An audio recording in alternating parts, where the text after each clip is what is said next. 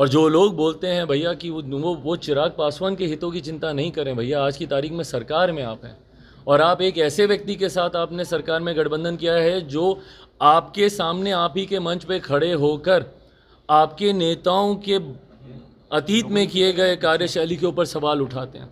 आप ही के सामने मुख्यमंत्री नीतीश कुमार जी प्रश्न उठाते हैं कि 15 साल पहले का बिहार कैसा था। गोपालगंज जा रहे हैं, क्या स्थिति लग रही है दोनों सीटों पर? भाई मैं कल मोकामा गया हूँ, इसलिए मैं खुद व्यक्तिगत अनुभव से इस बात को कह सकता हूँ। जो एक तरफा माहौल था, अगर आप उन दृश्यों को देखें, मैं अभी थोड़ी देर में कुछ वीडियोस भी अपने सोशल मीडिया प्लेटफॉर्म्स पे मैं शेयर करूंगा आप सबके साथ। मैंने कल, आप लोगों ने वैसे भी देखे होंगे सारी पिक्चर्स और वीडियोस, कल भी हम लोगों ने दिन भर डालते रहे, या जो भी मीडिया कर्मी जो मेरे साथ गए या आप सबके जितने पत्रकार मित्र वहाँ पे होंगे वो सब बताएंगे आपको इस बारे में। मतलब एक अनप्रेसिडेंटेड, और ये कहने के लिए नहीं, हकीकत में मैंने खुद अनुभव किया है कि एक अभूतपूर्व जन सैलाब कल वहाँ पे देखने को मिला। भाई रोड शो 7-8 घंटे तक निरंतरता में चलता रहे और 7-8 घंटे तक हम लोग सिर्फ गाड़ी पे खड़े रहे हैं। 1 मिनट की फुर्सत या 1 मिनट का पैच ऐसा नहीं था जहाँ पे कि मैं या प्रत्याशी वहाँ पे सोनम जी हम लोग बैठे हों या हम लोग रुके हों। ये जनता का प्यार दर्शाता है और ये कहीं ना कहीं इस बात का एहसास दिलाता है कि आने वाले दिनों में जब चुनाव परिणाम 6 तारीख को आएंगे और 3 तारीख को जब मतदान होगा, एक बात तय है कि मोकामा गोपालगंज दोनों सीट हम लोग जीत रहे हैं। कल के रोड शो के बाद कई भाजपा के बड़े नेताओं का मुझे फ़ोन आया। कल के बाद से जो एक नई परिस्थिति भी वहाँ पे बनी है, ये भी अपने आप में दर्शाता है कि दोनों जगह जीत हम लोग की, बीजेपी के कैंडिडेट्स की सुनिश्चित है। जीत के मार्जिन के लिए अब हम लोग को प्रयास करना होगा कि कितना उसको बढ़ा सकते। चिराग, आरजेडी कह रही है कि चिराग पासवान ने अपने पिता का सम्मान नहीं किया। जिस तरीके से दिल्ली में बीजेपी के पुलिस के द्वारा मूर्तियों को तोड़ा गया रामविलास पासवान के, और उसी बीजेपी के लिए चुनाव प्रचार करने जा रहे हैं। भाई चिराग पासवान की लड़ाई व्यक्तिगत लड़ाई कभी भी नहीं है और ना कभी रहेगी। मैं व्यक्तिगत हितों को, व्यक्तिगत स्वार्थों को ना मैंने कभी ऊपर रखा है, ना मुझे ऊपर रखने की ज़रूरत है। भाई मेरे नेता का आशीर्वाद मेरे व्यक्तिगत हितों के संरक्षण के लिए बहुत है।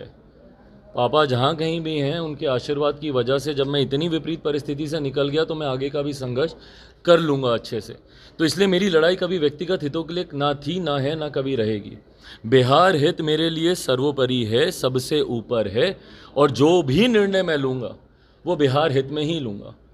और जो लोग बोलते हैं भैया कि वो चिराग पासवान के हितों की चिंता नहीं करें, भैया आज की तारीख में सरकार में आप हैं और आप एक ऐसे व्यक्ति के साथ आपने सरकार में गठबंधन किया है जो आपके सामने आप ही के मंच पे खड़े होकर आपके नेताओं के अतीत में किए गए कार्यशैली के ऊपर सवाल उठाते हैं। आप ही के सामने मुख्यमंत्री नीतीश कुमार जी प्रश्न उठाते हैं कि 15 साल पहले का बिहार कैसा था। और ये कोई बहुत पहले की बात नहीं कर रहा, मैं हाल फिलहाल के दिनों की भी मैं बात कर रहा हूँ।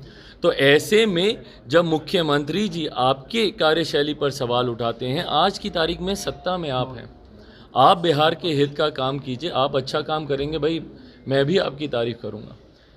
पर चिराग पासवान कभी भी व्यक्तिगत हितों या व्यक्तिगत स्वार्थों के लिए कभी भी कोई निर्णय नहीं लेगा। जो भी निर्णय होगा वो सिर्फ और सिर्फ बिहार हित में लिया गया। उन्होंने ये भी कहा है कि चिराग पासवान भूल सकते हैं लेकिन रामविलास पासवान के समर्थक नहीं भूल सकते हैं, और मोकामा और गोपालगंज में वो पता चल जाएगा। बिल्कुल, और रामविलास पासवान जी के समर्थक कभी नहीं भूल पाएंगे कि मुख्यमंत्री नीतीश कुमार जी ने किस तरीके से उन्हें अपमानित करने का काम किया। उनके जीते जी ही नहीं, उनके निधन के बाद गोपालगंज और मोकामा के समर्थक मुख्यमंत्री नीतीश कुमार जी के दिए गए कल के बयान को भी याद रखेंगे कि किस तरीके से उनके निधन के बाद उनके व्यक्तिगत पारिवारिक रिश्ते संबंधनों के ऊपर उंगली उठाई गई, और जो अच्छे तरीके से नहीं उठाई गई है।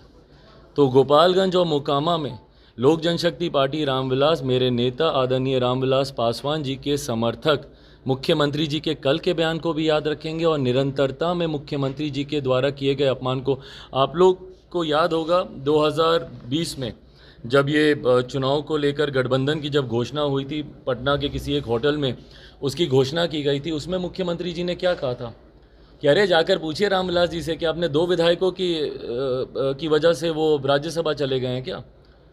उस वक्त उनका वो तंज कसना और अपने विधायकों की धौंस दिखाना, कहीं ना कहीं वो अपने विधायकों का दबदबा मेरे नेता के ऊपर तब जाहिर कर रहे थे जब मेरे नेता उस वक्त वेंटिलेटर पे थे।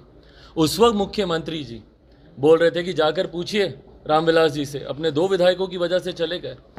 जो घमंड उनको था अपने विधायकों पर, बिहार की जनता ने 2020 में उनके विधायकों को लेकर उनके घमंड को ही तोड़ने का काम किया। जो उस वक्त वो घमंड से बोलते थे कि हमारे इतने विधायक, हमारे विधायकों ने इनको जिताकर राज्यसभा भेजा, बिहार की जनता ने उनके विधायकों की संख्या आधी से ज़्यादा कम कर दी, तीसरे नंबर की पार्टी इनको बना दी। तो सही बोल रहे हैं राजद के नेता, गलत नहीं बोल रहे हैं, सही बोल रहे हैं कि गोपालगंज और मोकामा के लोग इस बात को भूलेंगे नहीं, मेरे नेता के समर्थक इस बात को भूलेंगे नहीं कि मुख्यमंत्री ने किस तरीके से उनका अपमान किया।